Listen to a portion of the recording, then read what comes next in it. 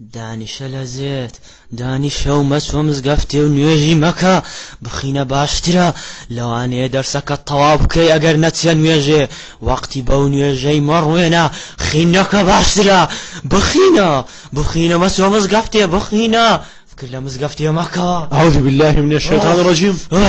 ئەو چیمانەکە ئەمر کۆی ڕازیکەم ئۆی وەلاقت هەردەکەی دەست نوێژی بشوی دەتەوێت شێتم بکەی دانیشە و مەچۆ نوێژێ ئەو ڕێت چۆ لە سێنارێشتەکرد بەسەر دێتن مزگەفت ساردە لەوانەیە نەخۆش بی بخینە باشترە. ئەوە چیەوە؟ أعوذ بالله.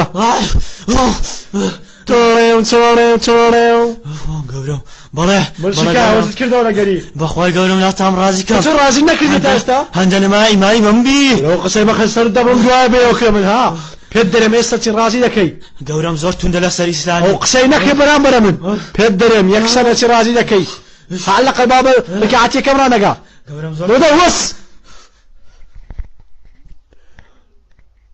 دەمکوژی بەنی ئادەم بە نوێژی دەمکوژی